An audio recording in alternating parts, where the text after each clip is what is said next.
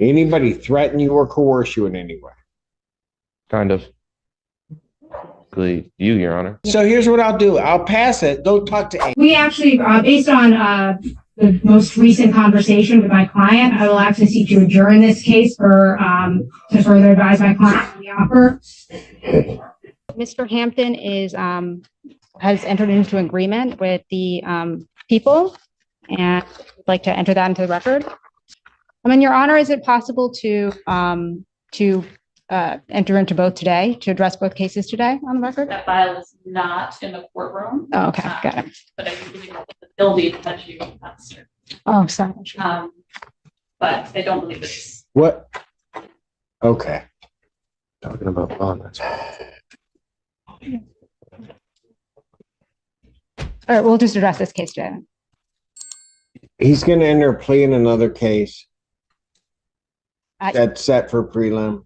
Yes, yeah. So case 24F55262, just because of the timing with the mental health treatment court evaluation, that one was set for preliminary examination before the evaluation was complete. And that is currently set for exam. So over there is Ann, right? Yes. You know Ann? Yes. Okay. So if you had this, that may work out where we could like get rid of two cases and he could plead. I may or may not do it, but usually just go over and ask Ann. Because you asked me on the record, I'll probably say no, because I don't do the filing, so I don't know where it is. Understood. Yes. So I will. So would you like to do that today? I would like to. So here's what I'll do. I'll pass it. Go talk to Ann. Thank you very much, Your Honor. You're welcome. Your Honor, sorry. Ashley Bashir on behalf of Mr. Hampton. And in addition to addressing the case directly, we would like to address bond and request that a condition, specifically the home confinement tether, be reconsidered. Okay, I'll get to that maybe at some point. Good, thank you. Yeah, Right now, I'm trying to get these pleas done. thank you.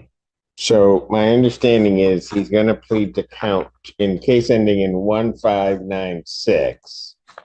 He's going to plead to count 2. Yes. Correct? With count 1 being dismissed. That's going to be a guilty plea. Correct, counsel? yes. All right. Then on the other matter, I have a plea form that indicates that the defendant will be pleading guilty to an added count 2 of attempted resisting and obstructing the 1-year offense. Upon a successful plea to that charge, count 1, the resisting and obstructing, would be dismissed. And there is an agreement that the defendant is to go to mental health court. That's the court's full understanding of the agreement. That's right. May I have the defendant's one? Raise your right hand. Do you solemnly swear and affirm the testimony you're about to give will be the truth, the whole truth, and nothing but the truth, so help you God? Yeah. State your name. Brandon Hampton. All right. Man, it is this court's understanding that you're going to be pleading guilty to 2 misdemeanor offenses. Is that correct? Yes. All right. The first one, in the case ending in 1596, is the charge of aggravated assault. That is a misdemeanor punishable by up to 1 year incarceration and a $1,000 fine plus court costs. You understand that? Mm-hmm. Yes? Yeah. Okay. You also understand in that case that while I'm taking your plea, I would not be your sentencing judge, and you would be sentenced before Judge Barr in the 14A2 District Court. You understand that? Yeah. Okay. And understanding that on that case, do you still wish to plead guilty? Yes. All right. On the other case, it says court's understanding you're going to plead guilty to the charge of attempted resisting and obstructing a police officer. That's a misdemeanor punishable by up to 1 year incarceration or $1,000 fine plus court costs. Do you understand that? Yes. You understand also that while I'm taking your plea, I would not be your sentencing judge, and you would be sentenced before Judge Balbo in the 15th District Court. You understand that? Why are the judges different, Your Honor? Why are the judges different? Because these allegedly occurred in two separate places. This the case that we're just talking about with Judge Valvo, the offense took place in the city of Ann Arbor. And the other case happened in maybe the city of Ypsilanti or, yes, in Ypsi City, it looks like. I'm sorry, Ann Arbor Township. Okay, so they occurred in two separate jurisdictions. Okay. Okay, that's why you have two separate judges. But what's going to happen, I think this is probably really the crux of your question.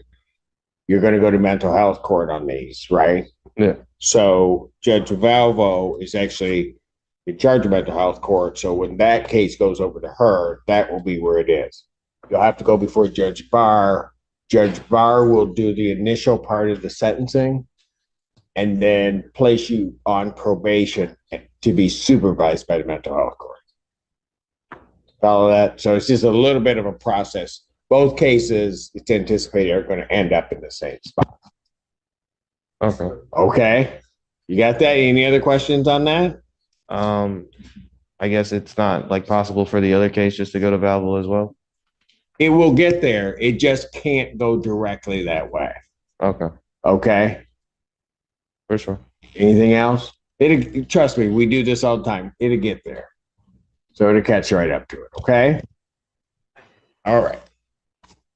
Any other questions you have?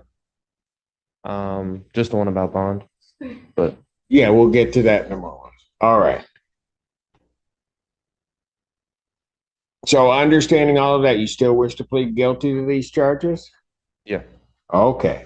So to the charge of aggravated assault, how do you plead? guilty. To the charge of attempted resisting and obstructing, how do you plead? Guilty. You understand that by pleading guilty, you will not have a trial of any kind. Yeah. All right. You signed an advice of rights form, correct? Yeah. Do you have any questions regarding any of those rights? No. All right. You see a copy on the podium. Look at paragraph 5. Those are your rights which are part of a trial. You understand that by pleading guilty, you'll be giving up those rights as well as all the rights on that form. Yes, Your Honor. You understand you're giving up your right to appeal of right. Yes, Your Honor. Are you on probation or parole? Yeah. All right. Were you on probation at the time of these offenses? No. All right. Has anybody promised you anything other than what's been stated here today on the record to get you to plead to these charges? No. All right. Anybody threaten you or coerce you in any way? Kind of.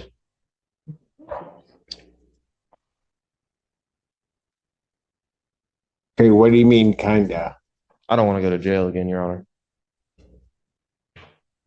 Okay, but did somebody threaten you to plead? Yeah, with jail time, Your Honor. Okay, but who did that? Well, technically, you, Your Honor. On the record in the case of the people versus Hampton, we're in the middle of taking a plea. And so I stated the terms on the record. And Mr. Hampton, I'm going to ask you a couple questions again.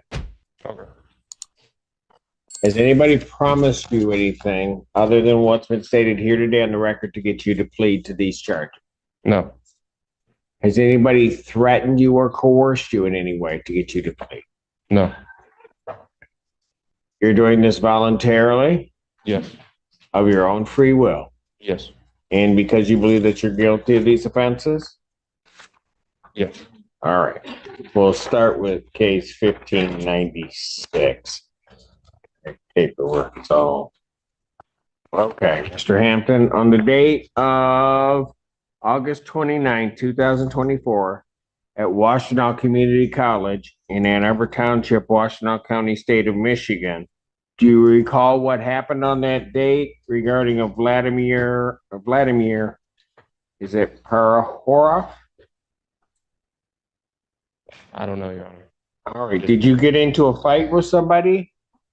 Oh, I know what happened. I don't know what his name is. It sounded like. Okay. Why don't you tell me what happened then? Oh, I was trying to take a shower, Your Honor.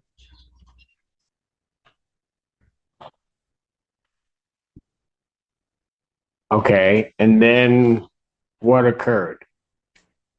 When I was in the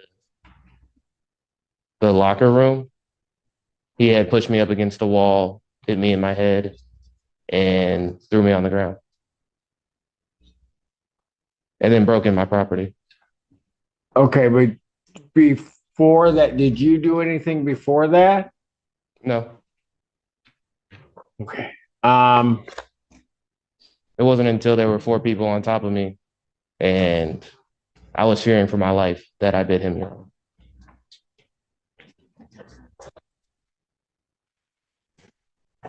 Okay, so here's what, because I can see the way that this plea's going, it's not gonna work. So if you guys want to change, I'm not suggesting you guys want to change things to a no contest. If you want to do whatever, what I will do is I'm back up at 1. I'll call it back up at 1. I think everybody's still going to be here. So, and give you a chance to talk with them, decide whether or not you want to do no contest, please explain what a no contest, go through all of that with them, and then see if we can get this done. Thank you very, very much, Your Honor. Appreciate it. Thank you. This is a prime example for me of no good deed goes unpunished. All right, so we'll call it back up at that point. Quarter past these matters again. All right. We actually, based on the most recent conversation with my client, I will actually seek to adjourn this case for to further advise my client on the offer. All right. For the shortest adjournment possible. February 13th. Both matters. Thank you very much, Your Honor. Both matters? Well, that's true. What are we doing with, well, what is the exam set? Yes, so apologies. We can see, I'd be happy to stip to adjourn that, the exam or for the other case. Well, you're gonna need a step on the exam. Yes. But I only took it because there was gonna be a plea. When do you want the other one adjourned to? When is the soonest? I'll set this, I'll adjourn the After the 1596. I'll adjourn 1596 to February 6th. The other one is stay on track for a preliminary examination. I understand that people are not going to have the witnesses available, or you need a stipulation to adjourn that out. Thank you. Okay. Thank you, Your Honor.